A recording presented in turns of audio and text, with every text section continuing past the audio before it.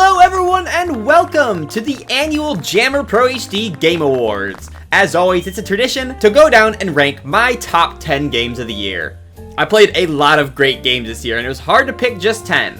So let's take a journey down memory lane of 2021 and list all of my favorite games. And hey, you might even find a new game that you might try out yourself. Let's not waste any more time and hop into number 10.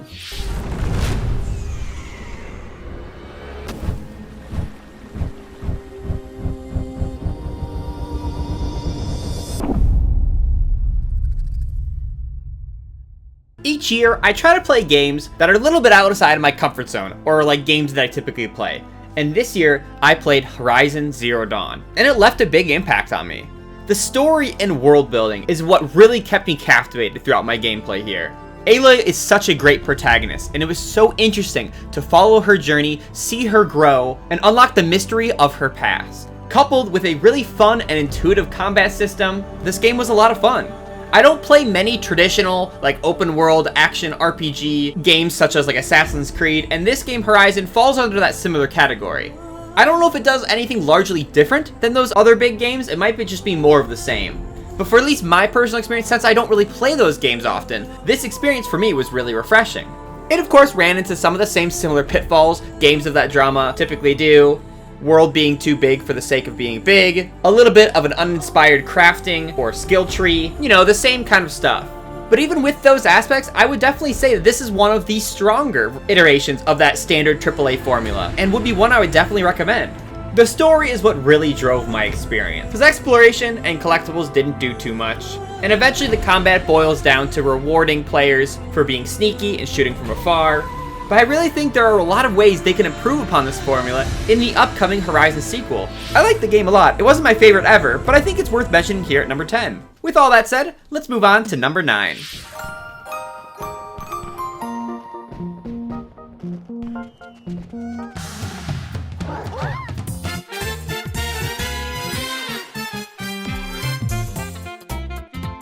When they first announced that the Super Mario 3D World was being ported to Switch, I was excited, but I didn't really expect to get into it that much. I played the original a lot on Wii U. Was getting close to 100%, but it was a grind. So going into this, I'm like, you know what? I'll probably beat the game at least, but I have no commitments to try to go for 100%. And boy, I was wrong. With the inclusion of online multiplayer and all the various updates and changes done with like the speed and the movement, this game has been completely transformed from its Wii U original. I had so much fun playing with friends, helping everyone complete their 100% files. It was just such a blast and genuinely is probably the best multiplayer like mainline Mario game that has ever existed. I've always gone on record saying 3D World is such a great game and it's so cleverly designed, but it's so clear this is the definitive version compared to the original. And what's even great is on top of this, they also included an additional solo campaign of Bowser's Fury. While short and contained, it's still really fun. It's a very different experience than you'd expect from 3D Mario, where essentially you're playing a 3D Mario game, but you still kind of have the power-ups that traditional 2D Mario games have. And it has a weird blend of the two that I kind of like. It was an interesting experiment, but I think it really paid off. This game is the full package, and if you have friends to play through the main campaign with, I could not recommend it more. Alright, now let's move on to number 8.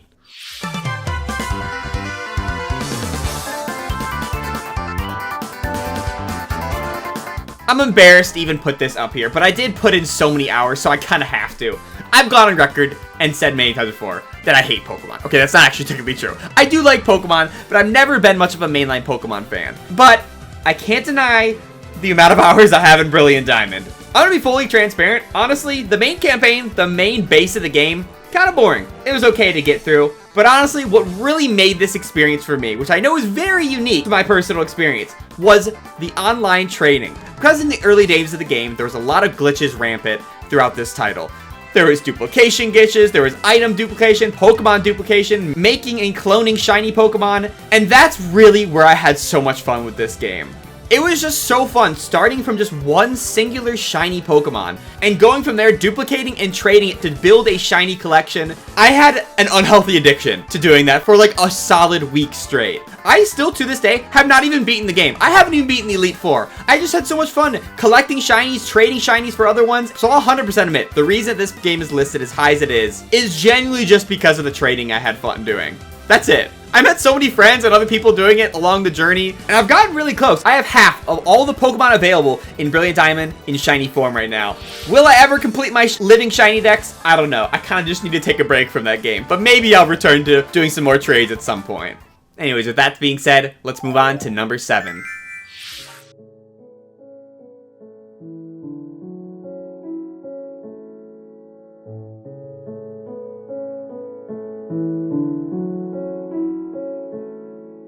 Yep, you heard right. Minecraft, again, is in my top 10. I swear, this game is just going to be in my top 10 forever. Because every year, somehow, there's always like a period of a month or so where all of a sudden, I'm just super into Minecraft. I play nothing but, I stay up till 3 a.m. every night for weeks on end, and then I just drop it cold turkey and never look back. But this year in particular, I didn't get into Minecraft just once. I got into it twice. So it has to be on this list again. And what else can you say about Minecraft? This game is brilliant. With all the new content that comes to it constantly, it's always so refreshing to come back to it every time there's a new update. It's a game to be experienced with friends, and the most memories I've ever had playing it is with other people. Our community server has always been so fun to go back to and play together with everyone. It's always so much fun when we reset all together. We're all starting from scratch and building our bases and working on projects together. I love it. Minecraft's a great game. It's gonna probably be on my top 10 list for every year going forward. But this year it'll be here at number 7. Alright, with that said, let's move on to number 6. This may actually come as a surprise to many of you to have this game listed as low as it is. Don't get me wrong, I love Animal Crossing New Horizons. This game did offer me a lot this year. For one, to have the updates in the beginning of the year with Festival, the Mario update. But then, of course, this fall, the Resurgence. The 2.0 update and Happy Home Paradise. I remember before going into the 2.0 update, I'm like, there's nothing Nintendo can announce that'll truly get me back into the game. There's no way. And I was completely taken by surprise. The 2.0 update got me aggressively playing the game. It felt fresh and new again. I leveled most of my island, restarted, and started working on all these tons of new projects and stuff. I had so much fun live streaming and playing with you guys. And that's not even to mention all the content came with Happy Home Paradise. And that was an additional layer of content I was not even expecting to come along with this big new update. But I hate to admit it, and as I kind of predicted before they even announced this update, that now that it's been a little over a month since it's all come out, I've kind of started to be burnt out again. I've kind of returned to how I felt about the game before this update was even launched, where I'm kind of just, I have my time with it, and I think I'm just ready to move on. Animal Crossing will always be a pillar of this channel, this community, and it'll be a game that I still go back to here and there. But there's a reason I put it here at number 6, because I think there are many more games that I played this year that impacted me much more than the 2.0 update and Happy Home Paradise and anything Animal Crossing New Horizons offered. So speaking of which, let's move on to number 5.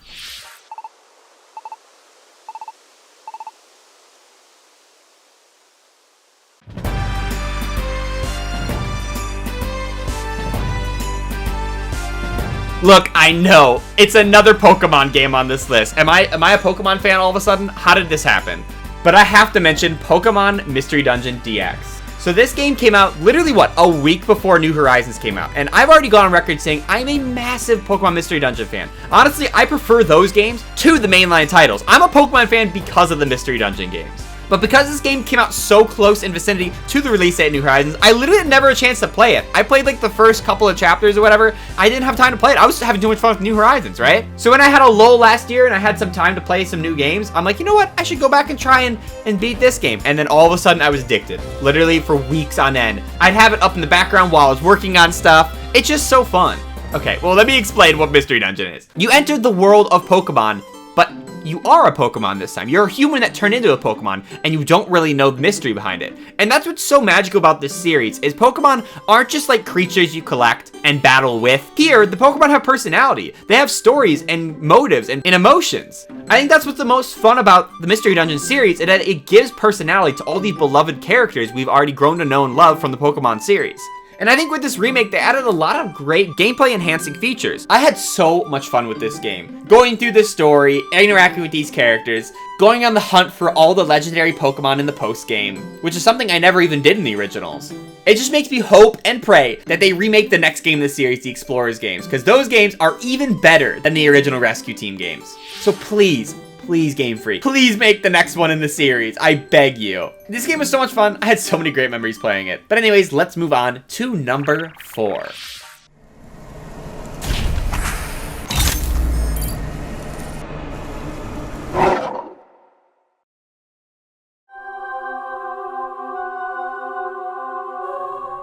A game that should be on everyone's list of 2021, Metroid Dread. I've mentioned before how Hollow Knight is one of my favorite games. Matter of fact, probably one of my favorite Metroidvania titles of all time. And I was really excited to see how Metroid Dread was going to compare, how the Metroid series would compare to how so many other studios and companies have made similar Metroid-like games, but have truly improved upon that formula. And I really feel like Dread proves and sets itself apart from those other titles. I really feel like Hollow Knight and Metroid Dread are just two different beasts. They can't really be compared. They offer two different kinds of experiences. It's one of those games that, like, the more you play it, the better you get at controlling it and getting good at playing as Samus and seeing how fast you can beat bosses and whatnot.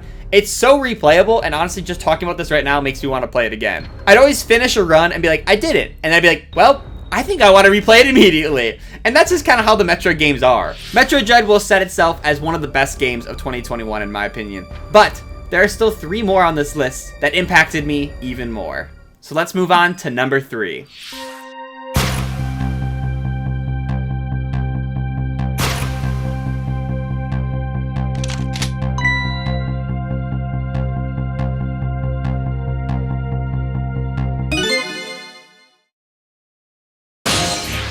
Ghost Trick. It's a game that came out on the original DS of like a million years ago or something. It's made by the same studio that makes the Ace Attorney games, but it's one of their only and first titles that is completely unrelated and has an entirely different gameplay formula. Essentially, at the beginning of the game, you die. And as soon as you die, you become a ghost that has ghost powers, where you can inhabit inanimate objects. And as you explore and look around, you realize there's this detective who's examining your body, right? And she ends up getting murdered. But then you realize you have the ability to rewind time to minutes before her death, so you use your ghost powers of possessing inanimate objects to try to prevent her death from ever happening. And that's essentially the gameplay loop. You're presented with this puzzle of someone getting murdered, and you have to be able to use your time traveling powers to rewind time back and try to manipulate the crime scene somehow, so then hopefully the victim will survive. It is such an incredible puzzle game, and it's like literally, I've never played a game like this ever. It's nothing like you'd ever experience. Not to mention, the writing is absolutely top-notch. Like I said, would expect nothing less from the Ace Attorney team. But I think that's what enhances the game even more, to have such a unique and interesting story wrap around the mystery of why were you murdered? Why do you have these ghost powers? It's so much fun. Ghost Trick has been ported to the iOS App Store, so it's available on your phone. And matter of fact, the first 2 chapters are free, so no one has an excuse to not try it. Check it out, play the first couple of chapters, play the free demo. You will not be disappointed. This game is fantastic. Let's move on to number 2 on my list.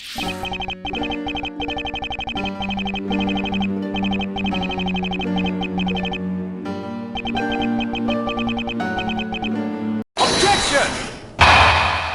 You know I had to put another Ace Attorney game on this list. At the beginning of 2021, I played both the Miles Edgeworth games, both Ace Attorney Investigations 1 and 2. It's a spin-off series from the original Ace Attorney games, where instead you play as Miles Edgeworth, the prosecutor. The gameplay is a little bit different, where you don't go to court, you're not presenting evidence and stuff like that, you're actually at crime scenes, walking around playing as Edgeworth, investigating crime scenes, and interviewing witnesses, and trying to indict the correct culprit. These 2 games are truly peak Ace Attorney, and I would honestly be safe in saying Investigations 1 and 2 are honestly better than the original trilogy. And the original trilogy is like one of my favorite games of all time. Matter of fact, just Ace Attorney Investigations 2 genuinely might be the best Ace Attorney game that has ever been created. It's incredible. The writing, the characters, the story, and the mysteries you have to solve, it's top-notch, and I can't talk about it anymore without completely spoiling it. So it's truly just something you'll have to experience for yourself. If you're looking to get into the Ace Attorney series, the best place to start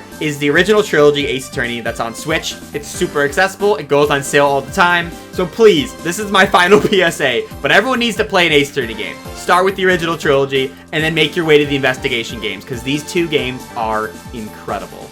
Alright, we are at the end of my list. We're about to announce the winner, my favorite game of 2021, but I think it's worth quickly mentioning a few honorable mentions. I played Okami at the beginning of the year. That game was pretty fun, but didn't really make the list. In prep for Metroid Dread, I actually played some of the 2D Metroids I have never played before, like Zero Mission and Fusion, and then I replayed Samus Returns. Those are all really fun to visit and experience. I played Splatoon 2's Octo expansion for the first time ever, which is crazy, of course, took me long enough, and that was really fun too. We had a really great time streaming and playing through Miitopia and having that saga there. Such a fun experience.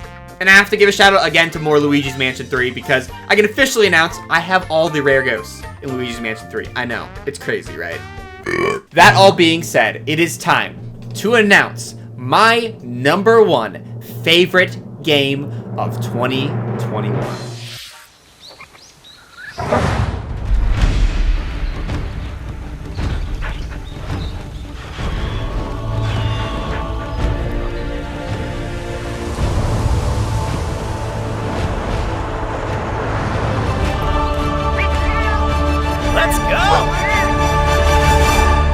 I have been a fan of the Monster Hunter series for so long, since the PSP days in Freedom Unite. With each game, this series does an incredible job of iterating on previous formulas and introducing brand new mechanics to make it feel fresh.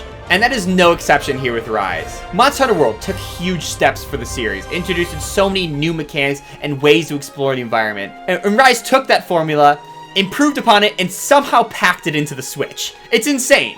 The weapons have never felt more fun to play as. The introduction of the wire bug and all the new movement options, it's hard to ever even go back. When this game came out, I was absolutely addicted, doing every single possible quest in the game.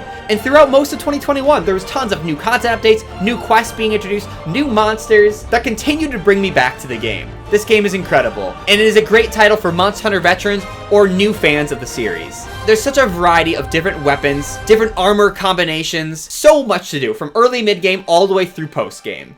Monster Hunter Rise is incredible while playing alone, playing with friends, or even just playing with strangers. I'm 100% content with all the content that is in Rise. But of course, then on top of that, they announced the DLC expansion Sunbreak coming out next year. So guess what? That probably means Monster Hunter Rise is going to be in my top 10 of next year as well. This game is incredible, and I could spend the rest of this video doing a full, in-depth analysis and review of this game. But instead, I'll just leave you with saying, go play it. Try the demo. Admittedly, the game is a little intimidating at first because it takes a little bit of a learning curve to get not only learn the weapon types, learn your combos and moves, but also really understand the movements of monsters, their patterns, what kind of attacks to do, how you can dodge them. But there's no greater feeling to not only mastery of your weapon, but also like perfectly dodging an enemy's attack, completely countering it. Oh, it's so much fun.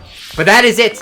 Those are my top 10 games of 2021. So I want to thank all of you for joining me for the annual JammerProHD Game Awards. If you like this video, be sure to give it a big awesome like. And if you haven't already, definitely subscribe for tons more on games. 2021 was an incredible year, and I cannot wait for all the new games we'll be playing in 2022 and all the new gaming experiences we'll have. It's going to be so much fun.